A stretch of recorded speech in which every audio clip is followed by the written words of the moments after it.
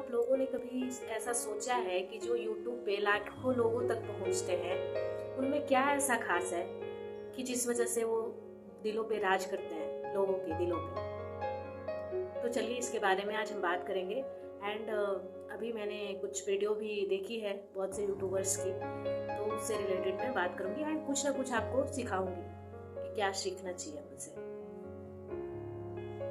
Everyone, how are you all? Hoping all are doing well. I am also good. So, guys, welcome back to my channel Move to Motivate.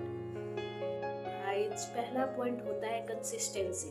कोई भी YouTube बना रहे हो, आपको consistency रखना बहुत ज़रूरी है।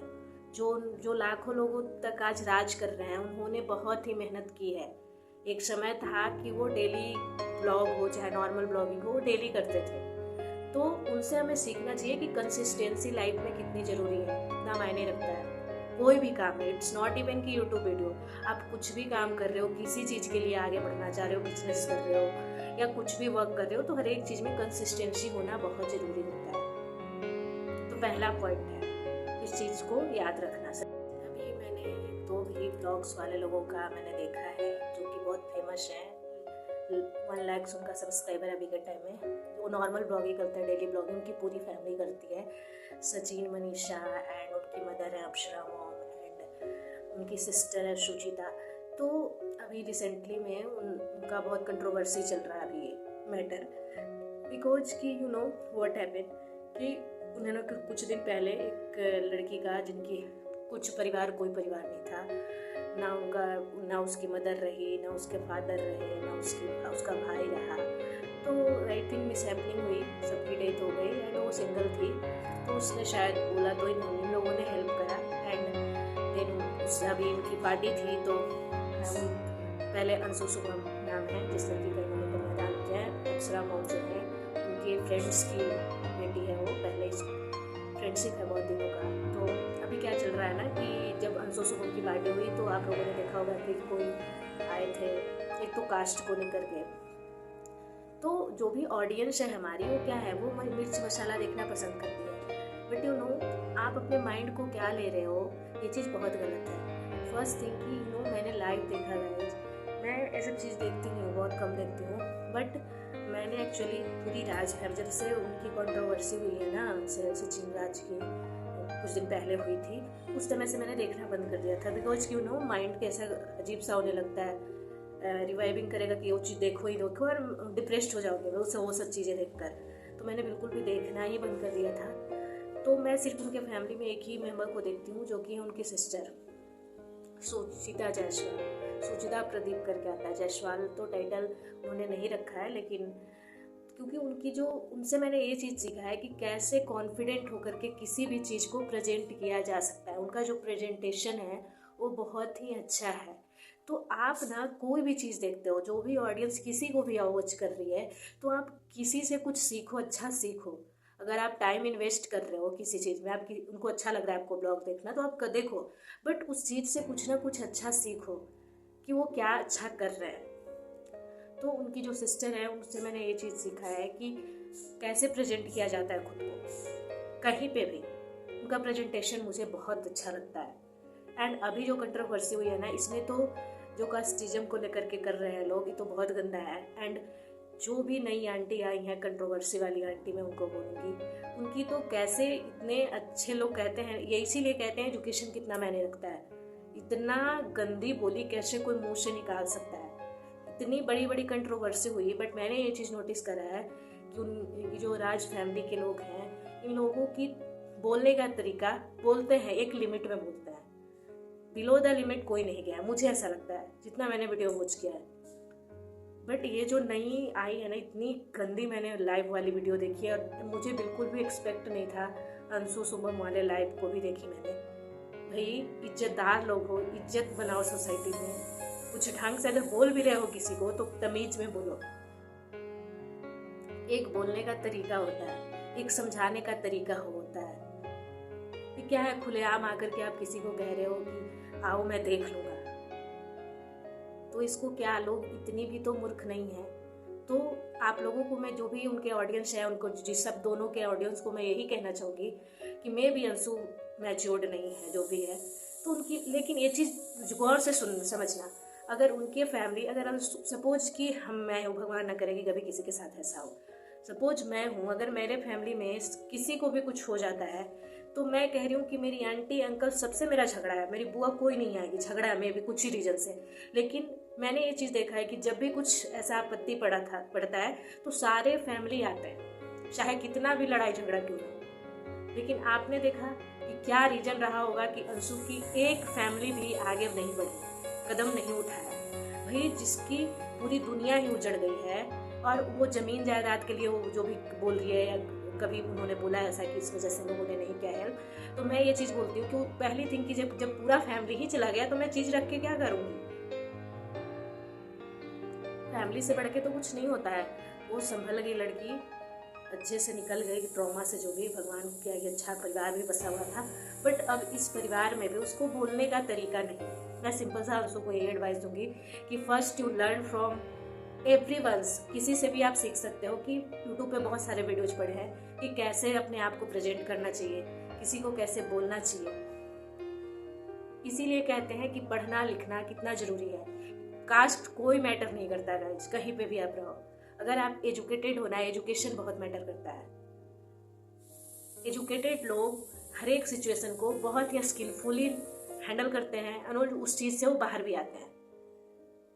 बट जो लोग थोड़ा पढ़े लिखे नहीं होते हैं, जिनकी नॉलेज या सोच गंदी होती है, छोटी होती है, वो लोग को ना तो प्रेजेंट करने आता है। एक जो कंट्रोवर्सी वाली आंटी घुसी है, उनको बोलने का तरीका आप लोग देख लो कितना गंदा है। एंड कैसे लोग कहते हैं कि अरे भाई मैं तो ये हूँ, मैं तो वो हूँ। मैं भी बिलोंग करती हूँ बहुत बड़ी फैमिली से, बट मैं कास्टिज्म को कभी नहीं मानी और ना मानूंगी।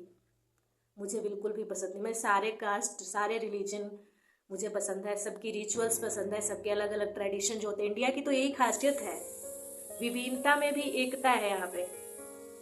बट ये लोगों ने तार तार कर रखा है, इतनी गंद मचा रखी है। मैं तो रिक्वेस्ट करूंगी जो भी ऑडियंस है, जो भी अपना माइंड थोड़ा स्टेबल होकर के देखे, बिल्कुल डेली बेसिस पे, मे भी ये लोग माइंड वॉश भी करते होंगे किसी बेसिस पे ऑडियंस को इंगेज रखने के लिए, बट डोंट, आप लोग इस चक्कर में बिल्कुल भी मत पड़ना। And I have too much respect about now, like Manisha जिस सिचुएशन से गुजरी है ना, आई थिंक कि कोई भी लड़की गुजरती वो बिल्कुल टूट जाती। मनीषा के लिए मेरा रिस्पेक्ट बहुत बढ़ गया है, क्योंकि उस समय लोगों ने कितना उसको बोला कि मैं तो छोड़, इवन मैं भी बहुत लोग बोले कि उसको डाइवोर्स दे दो, बट उस लड़की ने दोनों परिवार की इज्जत बचाई। इसको कहते हैं संस्कार।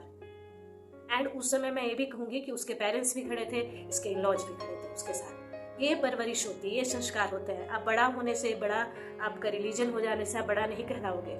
वो जमाना नहीं रह गया, वो पहले का जमाना था। अभी आपको एजुकेशन जरूरी है, आपके संस्कार मायने रखते हैं। तो वो चीज़, इस चीज़ में मैंने मनीषा के लिए स्पेशली कहा है, झलका है। और कहीं ना कहीं सचिन वहाँ पे में भी किसी वजह से वो गलत गए थे, गलत लाइन रास्ता पकड़े थे, कुछ रीजन रहा होगा या जो भी है। आई डोंट केयर, पर्सनल में नहीं घुसना चाहती, बट अभी दोनों खुश हैं। भगवान करे ऐसी लाइफ, मैरिड लाइफ आगे चले एंड सारा परिवार बिल्कुल खुशी रहे। एंड जो भी ऑडियंस है, आप हर एक चीज़ से सीखो। मनीषा से सीखो कि कैसे वो पेशेंस के साथ काम की एंड सिचुएशन से बाहर आई। अगर वो आपा खो देती कि नहीं मेरे को नहीं रहना, तो आज कुछ नहीं होता। आज दोनों जो साथ हैं, घुल मिल के रह रहे हैं, तो पेशेंस रखना कितना जरूरी है। वो अपनी पेरेंट्स को भी देखी, सोसाइटी को भी देखी। तो ये चीज़ आप लोग सीखो। अंशु से सीखो कि वो मैच्योर नहीं है, कुछ भी बोल देती है। मैं भी दिल की साफ होगी, मैं तो किसी से मिली नहीं हूँ, मैं भी दिल की साफ होगी, बट कुछ भी बोल देती है। उसको अभी सीखने का जरूरत है। एंड अभी जो आंटी आई है उनका तो लेवल ही अलग का है। एंड सचिन से सीखो कि वो भी पढ़ा लिखा इंसान है। वो भी मान लो बहुत गलत है, बट उस इंसान ने, अगर कोई इंसान, भगवान भी कितना भी बड़ा आप गलत करते हो, अगर भगवान के पास अगर आप जाके जिस पे फेथ रखते हो, जिस गॉड पे आप फेथ रखते हो, जिस रिलीजन से आप बिलोंग करते हो, जिस पे आपका फेथ है, आज उनके सामने अगर माफी मांगते हो ना, वो भी क्षमा कर देते हैं। तो इस बंदा के अंदर इतना तो गट्स था कि सामने आके लोगों के सामने बोला कि हाँ मैंने गलत किया है एंड मैं उसमें सबको सॉरी भी बोला, माफी भी बोली। तो that is a good thing. आप सीखो इस चीज से।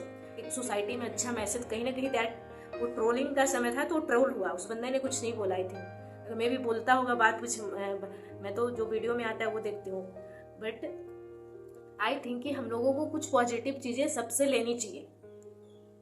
ना कि निगेटिव। बहुत लोग क्या करते हैं ना, निगेटिव, हमारा माइंड ही आज के टाइम में ऐसा हो रखा है ना कि निगेटिव चीज़ को फर्स्ट कैप्चर करता है एंड पॉजिटिव चीज़ को बहुत लेट कैप्चर करता है। अगर कोई भी अभी के समय में पोल डालते हैं ना कि मैं उसको बताऊं क्या, समझाऊं क्या, क्या क्या रिकॉर्डिंग दिस दैट, तो पोल में ज़्यादातर 90-80% लोग हाँ डाल दो, कर दो, क्योंकि उनको मज़ा आता है देखने में, कंट्रोवर्सी करवाने में, क्योंकि निगेटिव चीज़ें ज़्यादा कैप्चर होती है, सॉरी, निगेटिव चीज़ें बहुत ज़्यादा उनके माइंड को कैप्चर कर रखी है। That is not good. So जो भी ऑडियंस है उनकी सबकी, तो मैं तो यहाँ मेरा तो वीडियो उठा के देख लेना, मूव टू मोटिवेशन करके, मेरा चैनल का नाम अभी मैंने चेंज नहीं किया है। तो मेरा पर्पस होता है कि यूट्यूब पे कैसे ग्रो करना है।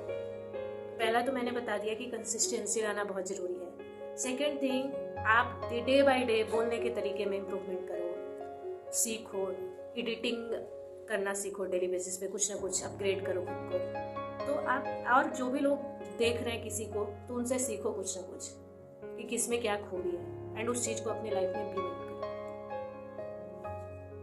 तो आई थिंक बहुत लंबा वीडियो हो जाएगा। So that's it for today. Till then take care, bye bye, see you next video.